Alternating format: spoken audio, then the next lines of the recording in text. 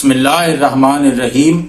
تمام دیکھنے اور سننے والوں کو ہماری طرف سے السلام علیکم۔ آپ دیکھ رہے ہیں میرا یوٹیوب چینل اور میں ہوں ساجد حسین۔ دوستو، کیا حال ہے آپ سب کا؟ امید ہے آپ ٹھیک ٹھاک ہوں گے، خوشباش ہوں گے۔ اللہ آپ کو خوش رکھے۔ خبر آپ نے سن لی ہوگی، خان صاحب کو آج توشہ خانہ کیس کے اندر فیصلہ سناتے ہوئے ایڈیشنل سیشن جج ہمایوں دلاور کے کہنے پر انہوں نے سزا سنائی، 3 سال قید، 1 لاکھ روپے جرمانہ، اور اگر جرمانہ نہ دیا تو 6 مہینے مزید قید اور 5 سال کے لیے نااہلی۔ یہ سزا ہوئی، ان کو گرفتار کر لیا گیا۔ پہلے کوٹ لکھپت جیل کا سنا تھا، اب سنا ہے اسلام آباد منتقل کیا جا رہا ہے، اڈیالہ جیل۔ اب یہ گرفتاری، یہ طے تھا کہ انہوں نے ایسا کرنا ہے۔ کل جب اسلام آباد ہائی کورٹ کا فیصلہ آیا، یعنی کہ وہ کہتے ہیں نا پنجابی میں، سجی وکھا کے تے کھبی مارنا، کھبی وکھا کے سجی مارنا، اس طرح کا کام انہوں نے کیا۔ یعنی کہ جو آرڈر تھا انہوں نے اس میں یہ کہا کہ اگلے ہفتے آپ اس کے ڈیفرنٹ درخواستوں کے اوپر فیصلہ کریں اور معاملات اس طرح آپ چلائیں۔ یہ لگ رہا تھا، انڈرسٹوڈ تھا یہ کہ یہ 1 مہینہ آگے چلا جائے گا ٹرائل توشہ خانہ کا۔ لیکن جب ریٹن آرڈر آیا تو اس میں ایسا سمجھا گیا، بلکہ ایسا ہوا کہ عمران خان صاحب کی وکلاء کو باندھ کر اسی جج کے سامنے پیش کرنے کے معاملات کر دیے گئے جو انہوں نے جس پر اعتراض کیا تھا کہ یہ جج بائسڈ ہے۔ انصاف کا تقاضا تو یہی ہے کہ جو بائسڈ ہو، جو آپ کے اگینسٹ مائنڈ دے چکا ہو، اس کے سامنے کیس نہیں جانا چاہیے۔ لیکن یہ قانون اور انصاف کی بات ہے، اور پاکستان کے اندر آج کل قانون اور انصاف کا معیار ذرا کم ہی ہے۔ اب اس طرح کے جج عدالتوں کے اندر جب بیٹھیں گے تو پھر کیسا حال ہوگا پاکستان کا؟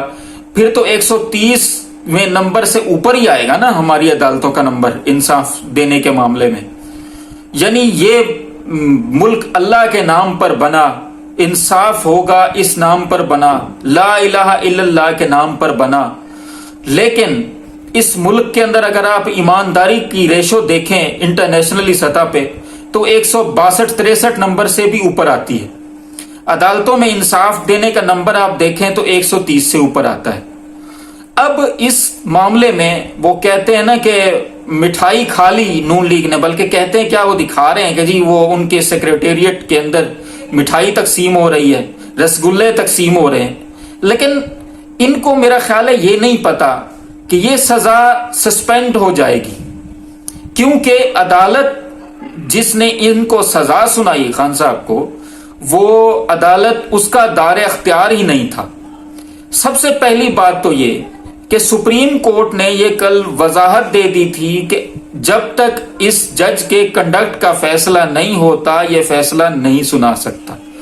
دوسری بات، سیشن 193 CRPC، میں قانون کا طالب علم تو نہیں ہوں، لیکن اس میں یہ بات واضح لکھی ہے کہ یہ اختیارات الیکشن کمیشن کے ہے ہی نہیں، یہ مجسٹریٹ کے اختیارات ہیں، اور دار اختیار ان کا ہے ہی نہیں۔ سیدھی سی بات ہے۔ مجھے قانون کی باتیں تو سمجھ میں نہیں آتی، لیکن جتنا میں نے وکلاء برادری کو اب تک سنا ہے اس میں یہی ہے کہ جب یہ اپیل ہوگی یہ سزا بھی سسپینڈ ہو جائے گی، عمران خان صاحب رہا بھی ہو جائیں گے، اور سارے معاملات ان کے دوبارہ چل پڑیں گے۔ نااہلی اگر کچھ گھنٹوں کے لیے ہے تو وہ بھی ختم ہو جائے گی۔ 5 سال کا کہہ رہے ہیں کہ جی نااہل قرار دے دیا ہے۔ اب یہ نون لیگی طبلے بجا رہے ہیں، خوش ہونا چاہیے سب کو، یہ بھی خوش ہو رہے ہیں، لیکن یہ خوشی میرا خیال ہے ان کو رسگلے ذرا کم کھانے چاہیے، کیونکہ رسگلے بعض دفعہ واپس بھی کرنے پڑ جاتے ہیں۔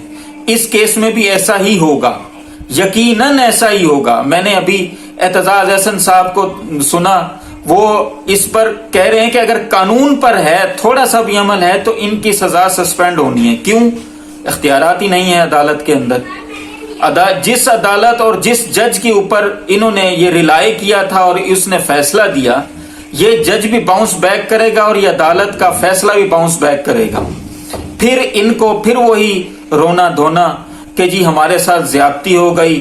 اب اس وقت کسی نے نہیں پوچھا، اس وقت خان صاحب کو لاڈلا اور پتہ نہیں کیا کیا کہیں گے. لیکن یہ لوگ قانون کو سمجھیں، قانون کی بات پر عمل کریں. اصولاً تو ان کو عمران خان کے ساتھ ہونا چاہیے، کیونکہ ان کے وزیر اعظم کو بھی سزا ہوئی، بقول ان کے ساتھ زیادتی ہوئی، اور عمران خان صاحب کے ساتھ زیادتی تو ساری دنیا دیکھ رہی ہے. بہرحال کچھ بھی ہو، ملک کے اندر انصاف ناپید ہوتا جا رہا ہے. جب عدالتوں میں دلاور جیسے جج بیٹھیں گے تو پھر انصاف کا ناپید ہونا یقینی ہے. صبر کریں، امن و امان کے ساتھ رہیں، احتجاج ضرور کریں. 9 مئی کا واقعہ جو اب تک ہمارے لوگ روتے ہیں، اس پر جو واقعہ کروایا گیا احتجاج کی آڑ میں، لوگ سارے احتجاج میں شامل تھے، لیکن لوگوں کے اندر گھس کے کچھ دشمن عناصر نے یہ واقعہ کروایا. لیکن اب تک تحریک انصاف کو اس کا خمیازہ بھگتنا پڑ رہا ہے. اپنے آپ کو دیکھیں، اپنے آس پاس دیکھیں، اپنی صفوں میں چھپے دشمن کو بے نقاب کریں اور امن و امان کے ساتھ احتجاج ضرور کریں. اللہ آپ کو آسانیاں دے اور آسانیاں تقسیم کرنے کی بھی توفیق دے. ان مشکل اور سخت حالات میں اپنے آس پاس دوستوں رشتہ داروں کا خیال رکھیں اور ہمارے اس چینل کا بھی. آپ کا بہت بہت شکریہ.